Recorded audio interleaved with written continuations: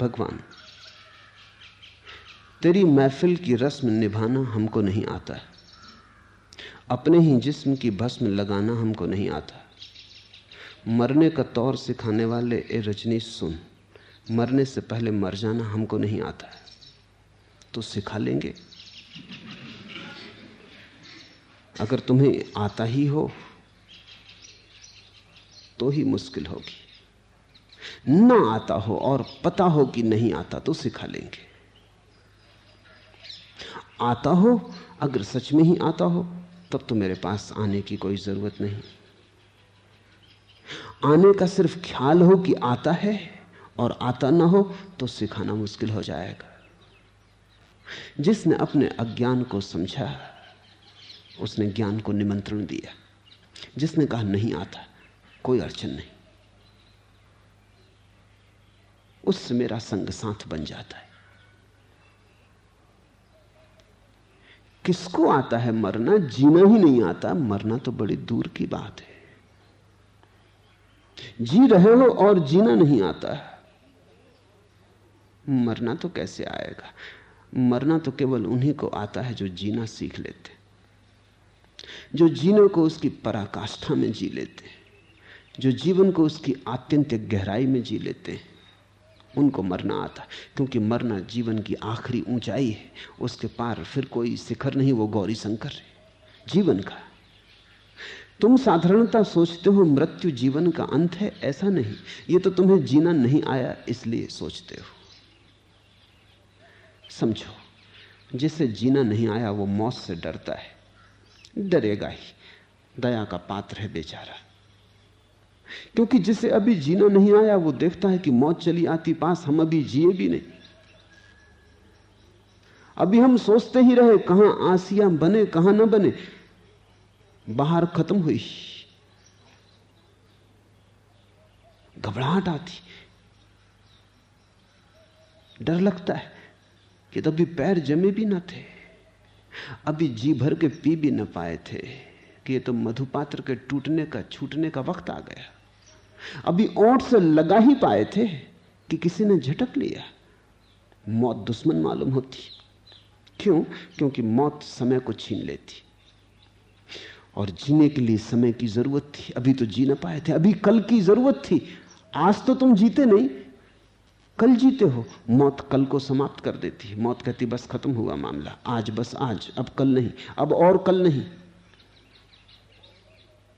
मौत भविष्य को छीन लेती और तो कुछ नहीं छीनती। तुम जरा सोचो, जीवन को नहीं छीनती मौत, जीवन तो जिया जा चुका, अब क्या मौत छीनेगी? जीवन तो अतीत हुआ। जीवन को तो छीन ही नहीं सकती जो अतीत हो गया, और जो वर्तमान है उसको तो मौत छीनेगी कैसे? वो तो आ ही गया,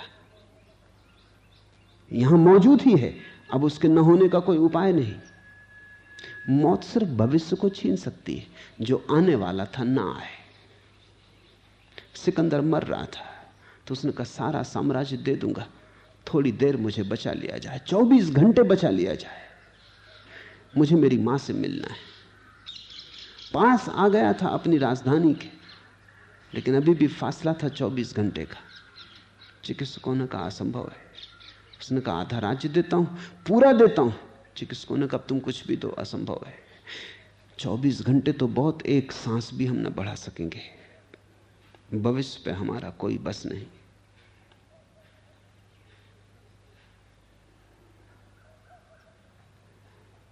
सिकंदर रोने लगा और उसने कहा अगर मुझे पता होता पहले तो मैंने सांसें व्यर्थ न गंवाई होती। अगर एक सांस नहीं मिल सकती मेरे पूरे साम्राज्य से, और इसी साम्राज्य के लिए सब सांसें मैंने गंवा दी, काश मुझे पहला पता होता। लेकिन सिकंदर गलत कह रहा है, नहीं पता हो ऐसा नहीं है। सारे शास्त्र यही दोहरा रहे हैं, एक धुन से यही दोहरा रहे हैं, सारे सद्गुरु यही दोहरा रहे हैं, एक स्वर से यही दोहरा रहे हैं।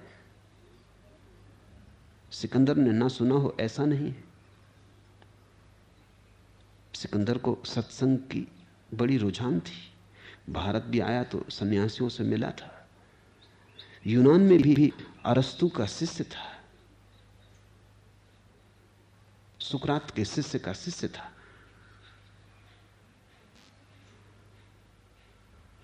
ज्ञानियों के पास बैठता था, न सुना हो ऐसा नहीं है,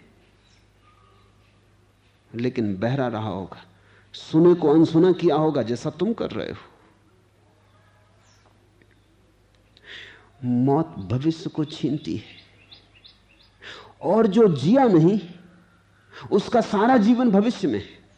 वो सोचता है कल जिएंगे, आज गया कोई हर्जा नहीं। हजार चिंताएं थी, उन्हें सुलझाने में लगे थे, कल जिएंगे, सब चीजों से निवृत्त होकर कल जिएंगे। आज मकान बना लेते हैं, कल जिएंगे। आज पत्नी ले आते हैं, कल जिएंगे। आज धन कमा लेते हैं, कल जिएंगे। ऐसा आदमी कल पे टालता है जीवन को। आज तैयारी करता है, जीने को कल पे टालता है। एक दिन मौत आती, तैयारी तो कभी पूरी होती नहीं, हो नहीं सकती। आदमी का मन ऐसा है, कितना ही अच्छा मकान बनाओ और अच्छा बनाया जा सकता है, कितनी ही सुंदर स्त्री ले आओ, कितना ही सुंदर पति खोज लो और सुंदर खोजा जा सकता है। मनुष्य की सबसे बड़ी पीड़ा यही है कि मनुष्य के पास कल्पना है। कल्पना के कारण वो श्रेष्ठतर का हमेशा सपना देख लेता है। सुंदरतम स्त्री क्लियोपेत्रा तुम्हें मिल जाए तो भी तुम सोचोगे कि आंख थोड़ी और काली हो सकती थी, कि आंख थोड़ी और मछलियों जैसी हो सकती थी, कि चेहरा और थोड़ा गोरा हो सकता था, कि और थोड़ा सांवला हो सकता था, कि और सब तो ठीक है, लेकिन बाल मेघों की घटाओं जैसे नहीं, कि और सब तो ठीक है, नाक थोड़ी लंबी है कि थोड़ी छोटी है। मनुष्य के पास कल्पना है, कल्पना के कारण वो श्रेष्ठतर की सदा ही चिंतना कर सकता है। तुम जाके ताजमहल में भी भूल चूके खोज सकते हो। अक्सर लोग यही करते हैं, ताजमहल में जाके भूल चूके खोजते हैं, कहां कमी रह गई कहां।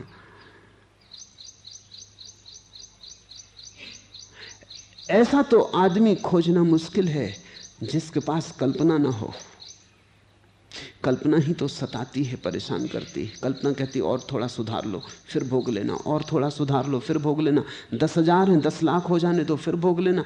10,000 तो जल्दी चुक जाएंगे, 10 लाख कर लो।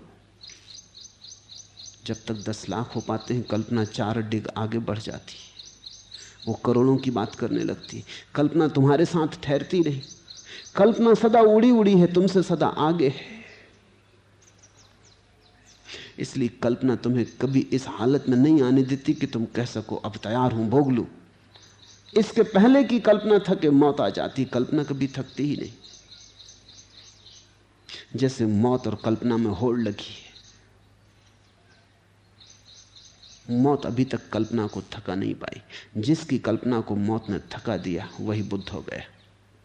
जिसने जान लिया कि कल्पना से तो कभी भी पूर्ति होने वाली नहीं है, ये तो बढ़ती ही जाएगी, बढ़ती ही जाएगी, ये तो अमर बेल है, बिना जड़ों के फैलती चली जाती, फैलती चली जाती, वृक्षों का रस सोख लेती, खुद कुछ भी नहीं देती, चूस लेती पूरे जीवन को। अमर बेल है, बड़ा प्यारा नाम दिया है, बड़ी खतरनाक बेल को अमर बेल कहा है। अमर बेल ठीक ही कहा, क्योंकि मरती नहीं। वृक्ष मर जाते हैं, बेल नहीं मरती। एक वृक्ष मरता है तब तक वो दूसरे वृक्ष पे सरक जाती है, वृक्षों से वृक्षों पे यात्रा करती रहती, कभी मरती नहीं। उसके पास मरने का कोई कारण नहीं, क्योंकि जड़ें नहीं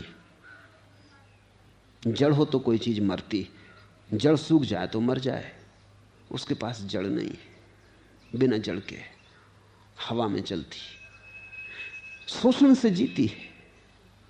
शोषण करने को यह वृक्ष नहीं होगा, दूसरा वृक्ष होगा। न उसमें पत्ते लगते, न फूल लगते, न फल लगते, बांझ है।